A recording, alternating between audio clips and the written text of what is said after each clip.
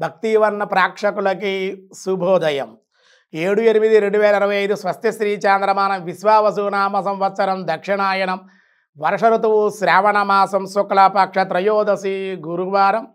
త్రయోదశి మధ్యాహ్నం 1:27 వరకు, పూర్వాషాఢ నక్షత్రం మధ్యాహ్నం 2:08 వరకు పూర్వాషాఢ నక్షత్రం ఉంది. వర్జాలు రాత్రి 10:27 నుండి 12:06 వరకు వర్జాలు ఉన్నాయి. దుర్ముహూర్తం ఉదయం 9:58 నుండి 10:49 వరకు దుర్ముహూర్తాలు. మళ్ళీ మధ్యాహ్నం 3:04 నుండి 3:55 వరకు దుర్ముహూర్తాలు. సూర్యోదయం 5:54, సూర్యాస్తమయం 6:28. అమృత గడియల ఉదయం 9:02 నుండి 10:44 వరకు. రాహుకాలం మధ్యాహ్నం 1:30 3 గంటల వరకు రాహుకాలం. శుభ సమయం ఉదయం 6 గంటల నుండి 7 గంటల వరకు శుభకాలం. సాయంకాలం 4 గంటల నుండి 5 గంటల వరకు శుభ సమయం ఉంది. విష్కంభయోగం ఉదయం 7:44. తైతుల కరణం మధ్యాహ్నం 1:27. గరంజీ రాత్రి 1:36 వరకు.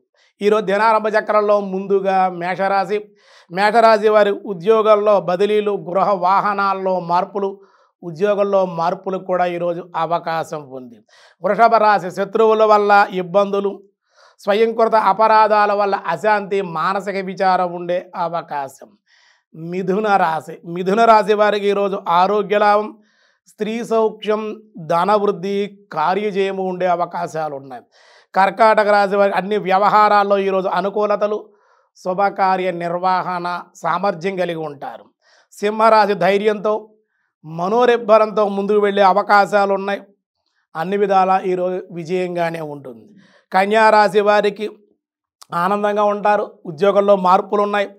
అధికంగా కొంచెం ఖర్చులు కూడా ఉండే అవకాశాలు, ప్రయాణాలు కూడా, అనవసర ప్రయాణాలు కూడా ఉండే అవకాశం. తులారాశి వారి సంతానం ద్వారా కొన్ని సమస్యలు ఉంటాయి, ఇబ్బందులు ఉంటాయి.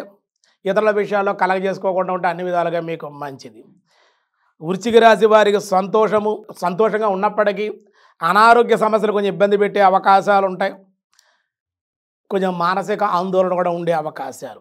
ధనుసు రాశి వారికి స్థానచలనము లేదా గృహము, ఉద్యోగ వ్యాపారాల్లో స్థానచలనాలు ఉండే అవకాశం. మకర రాశి వారి వ్యాపారాల్లో స్వల్పంగా లాభాలు, పనులు వాయిదా పడే అవకాశం. కుంభరాశి వారి ప్రతి పనిలో ప్రతిబంధకంగా ఉండే అవకాశాలు, కానీ దేవాలయ దర్శనాలు చేయడం వల్ల ఈరోజు మీకు మేలు కలిగే అవకాశం ఉంది. మీనరాశి వారికి స్నేహితుల సహాయం వల్ల లాభం, వాళ్ళ సహాయం అందుకునే అవకాశం, ధనవృద్ధి. వ్యాసాయ విష్ణు రూపాయ వ్యాసరూపాయ విష్ణవే ప్రమోద వాం ప్రమోదాయ నమః.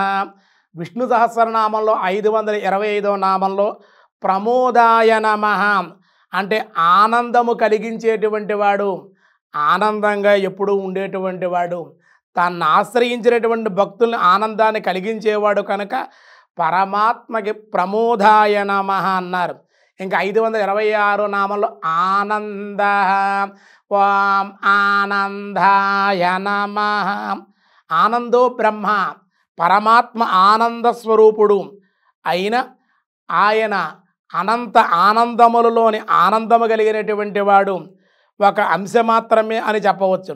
సకల భూతాలకు ఆనందకరుడు అని శృతి కూడా గానం చేసింది కాబట్టి పరమాత్మని ఓం ఆనందాయ నమః. అందుకే చూడండి, వెంకటేశ్వర స్వామి వారిని ఆనంద నిలయుడు అంటారు. అంటే అక్కడ ఉంటే ఆనందం, ఆయనకు ఆనందం.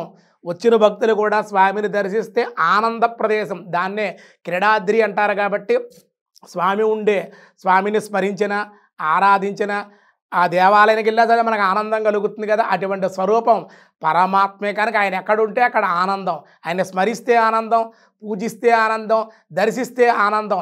కనుక పరమాత్మ స్వరూపమే ఆనందం. ఆయన ఆరాధించేటువంటి వాడు కూడా ఆనందుడు అని చెప్పబడ్డారన్నమాట.